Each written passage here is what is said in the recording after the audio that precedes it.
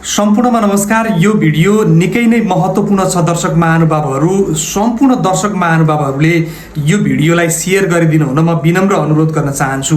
तपाईको एक सेयरले एकजना हराउनु भएको व्यक्तित्व फेला पर्न सक्नुहुनेछ। भर्खरै मात्र केही बेर अघि सामाजिक सञ्जाल फेसबुकमा पवन दुलाल नाम गर्नुभएका एकजना दाइले सामाजिक सञ्जाल फेसबुकमा एउटा स्टाटस लेखेर बेपत्ता हुनुभएको छ। पवन दुलाल उहाँ बेपत्ता भइसके पश्चात परिवारका सदस्यहरू अहिले निकै चिन्तामा हुनुहुन्छ, निकै पीडामा हुनुहुन्छ र उहाँको खोजी कार्य अहिले चलिरहेको छ दर्शक महानुभावहरू। त्यसकारण यो भिडियोलाई सबैले सेयर गरिदिनु होला। उहाँले लेख्नु भएको यो स्टाटस हामीले यहाँ देखाइरहेका छौँ, सँगै उहाँको फोटो पनि हामीले यहाँ राखिरहेका छौँ। तपाईँ मध्ये कसैले उहाँलाई देख्नु भएको छ भने छिटोभन्दा छिटो परिवारको सम्पर्क गराइदिनु होला। नजिकैको प्रहरी कार्यालयमा पनि तपाईले जानकारी गराउन सक्नुहुनेछ। उहाँ व्यक्तिलाई तपाईले देख्नुभयो भने चाहिँ परिवारको सम्पर्क नम्बरमा फोन पनि गर्न सक्नुहुनेछ, परिवारलाई जानकारी पनि गराउन सक्नुहुनेछ।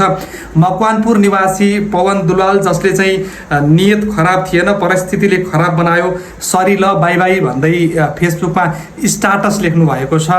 निकै दुःखद स्टाटस उहाँले फेसबुकमा लेख्नु भएको छ। दर्शक महानुभावहरू, हामी भगवानसँग कामना गर्छौँ केही नहोस्। यहाँ फोटो देखाइरहेका छौँ।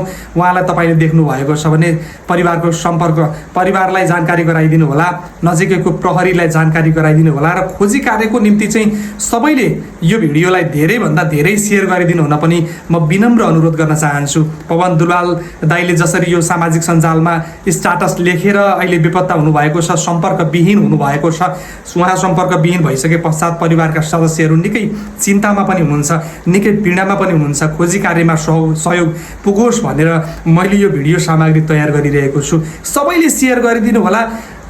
म सम्पूर्ण दर्शक महानुभावहरूलाई विनम्र अनुरोध गर्न चाहन्छु, धेरैभन्दा धेरैले सेयर गरिदिनु होला। मकवानपुर निवासी उहाँ दाइ मकवानपुर आसपासकै क्षेत्रमा कतै बेपत्ता हुनुहुन्छ, कसैले देख्नु भएको छ भने छिटोभन्दा छिटो परिवारको सम्पर्क गरिदिनु होला।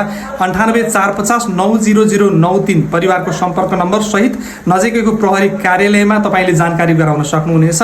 सबैलाई म पुनः अनुरोध गर्न चाहन्छु, यो भिडियोलाई सेयर गरिदिनु होला।